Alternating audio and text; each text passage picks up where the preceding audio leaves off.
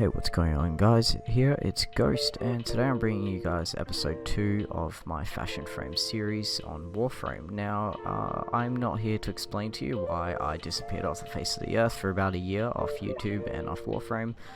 I'm just here to bring you episode 2 and give you news on episode 3. No, it will not be coming out in a year's time. This is not an annual episode. I just took a hiatus off the game after uploading, but I'm back. And today we're going to be doing Harrow, who, if it's not obvious, is my main frame and my favorite frame in the game at the moment. And I'm going to be going over 3 fashion frame sets that I've made for him. And this isn't, you guys can copy directly, I don't mind, you guys can take inspiration. It's really for whatever you guys want to take from this, you take. And yeah, so I'm going to be showing you guys my 3 favorite sets that I commonly use, and we'll get straight into it. So the first one we're going to be going over today is my main one that I normally use on my daily grind with Harrow, and that is one that I call the Reaper.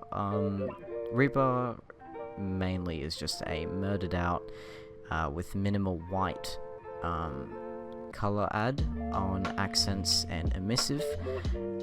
It's definitely my favorite out of it's quite subtle but still definitely stands out. Now this fashion frame does use a Tenogen skin, which costs about $8. However, I would definitely recommend picking it up if you are looking at getting into Harrow. It really does improve his look in my opinion. Now I'll get into the colors with you. So for the primary, secondary, tertiary, and accents, you're going to want to have matte black. You can get this from the classic saturated, and it's far on the bottom left. It's quite a basic set out. And then for your emissive, you want to have both white, which is also from classic saturated, and from your energy, you want to have a white as your first and a matte black as your second. That will give you the look that you need for the basic color and skin. And I'll go over the attachments now. So I'm using the Nadina chest plate. This costs about 45 platinum from my memory. Now for the left arm and right arm plates that I'm currently using, you can get these from Barracutia. However, you can buy the standard. I'm not going to try pronounce it at the moment, I'm too tired to try. You can get the normal ones for about 50 platinum each, for the set. However, I am using the Barracutia exclusive ones. They just add that extra energy flow through the armor. For the legs, I'm using the Dendra. I really like it. It's it's quite subtle, but also adds just a nice glow. And so I'm using the Dendra for both legs, and I'm using the Frostfall Emperor. You do not have to use this Emperor. I really like the look it gives over the body. It is really nice. And for the colors, it's the same. So you want to go all 4 main colors: primary, secondary, tertiary, and accents is all black.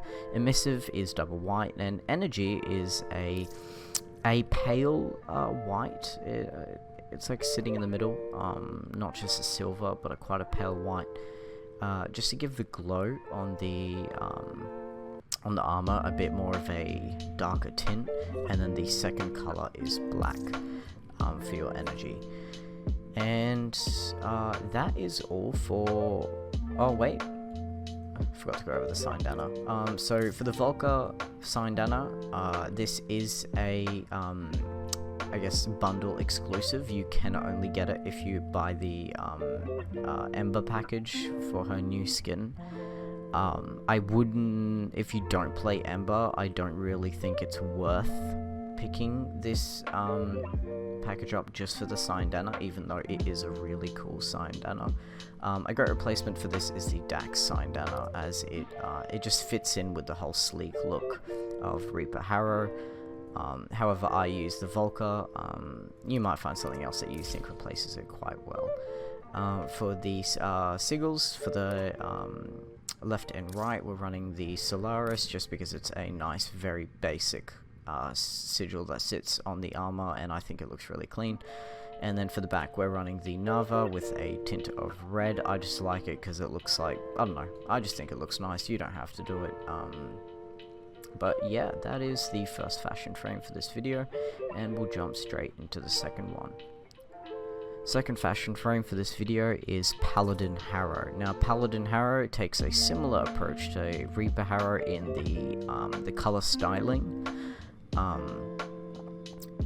It mainly focuses on white and black with a very small tint of gold. So for the primary colors, you want to go primary and secondary as pure white, which you can find in classic saturated. Tertiary in accents is matte black, which just gives it that nice contrast on the actual body itself. For emissive, you want to go pearl white again, and then for your second emissive, if you have informed, you want to go to your matte black, which just darkens down any lights he has on his body.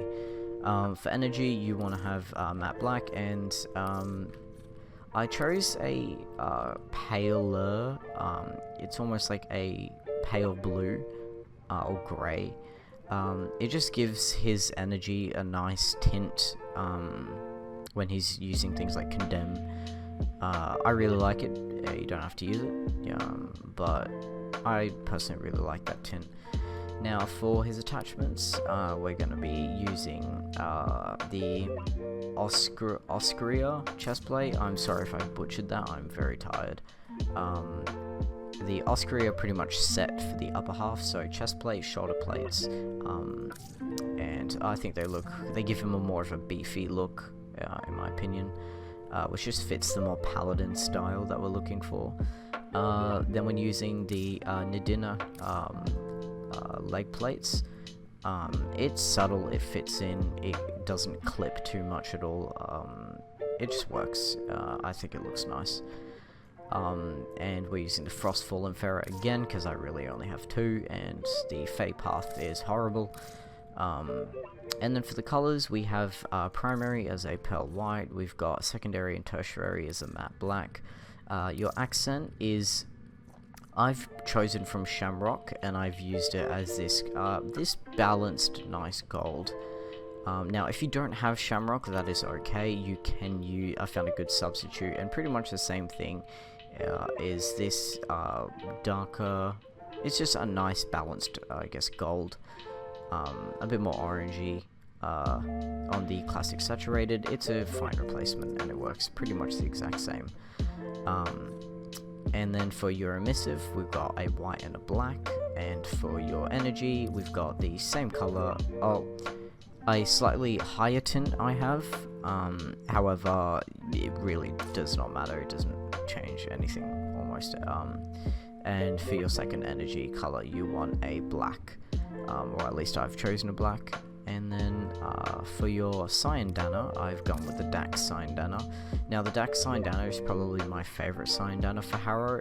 It fits very well with his character design, in being a quite sleek and not really a standy outy type of I guess character and design. So the Dax Cyan Dana just runs along really well with everything. If you're me and you're a moron and you have your Reaper Prime clipping straight through the Cyan Dana, I would not recommend it. I really only had it on for the Reaper Harrow, but it just clips over on the Dax, so get rid of any melee weapons you might have appearing on holster if you're going to run something similar to this. But that is Paladin HARROW. Sigils are the same, it's Solaris emblem again, and yeah. And this is using the Grax helmet with the normal Harrow skin. I don't want to use everything with the Grax, even though it is, in my opinion, far nicer. As I want to be able to tailor to everyone, people who aren't able to fork out money on Tenogen. But yeah, time to move on to the next one. Now, for the next one, this is my personal favorite that I've made, and it does require forking out a bit of platinum or Tenogen to make properly.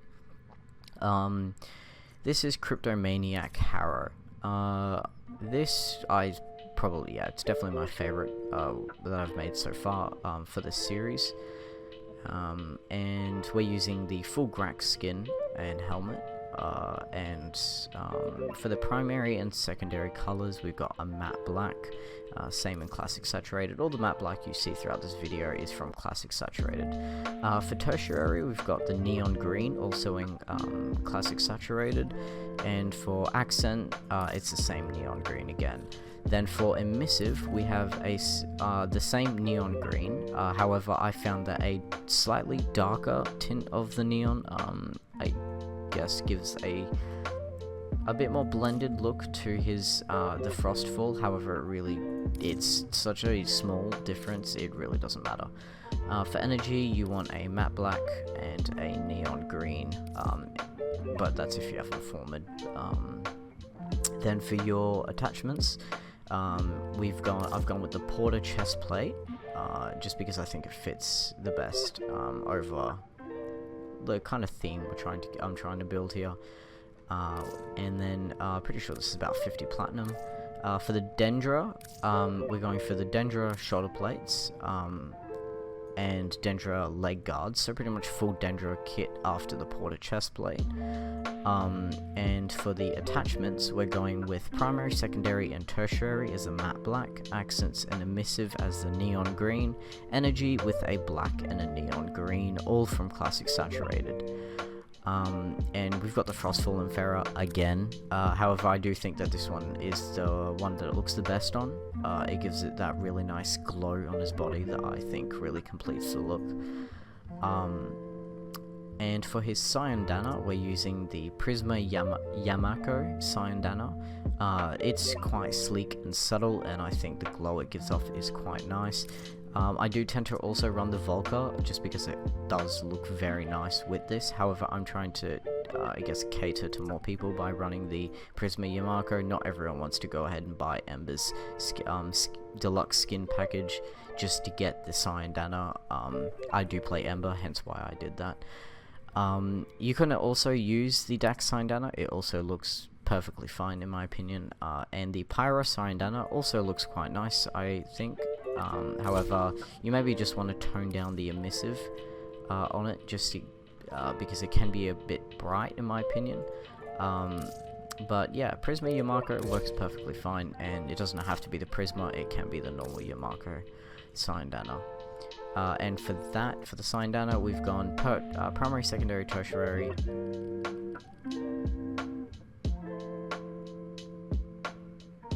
For the Prisma Yamako Cyandana, we've gone primary, secondary, tertiary, all matte black, accent and emissive, neon green, energy, matte black, and neon green, and that's all from classic saturated. For sigils, we're running the Solaris emblem once again on the both sides, and then for the front sigil, we're running the Nava sigil. It's neon green and black. I left it its default size. I think it looks nice, just to add a bit more glow to his chest area, to, I guess, substitute for some of the darkness in other spots. Give it that more, I guess, neon green glow with the whole Cryptomaniac theme. Anyway guys, this has been a really fun episode to make. I love having an excuse to sit here and just create new looks for one of my favorite frames in the game. And yeah, I hope you guys managed to get some inspiration from my designs, and I'll see you guys in the next episode. Next episode we are going to be covering Gara Prime, as I managed to get my hands on her, and I have made a few designs, and she'll be in the next episode.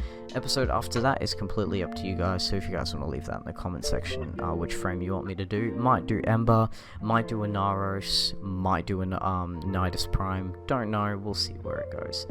But yeah, it's been good guys, and I'll see you guys in the next episode. Peace out.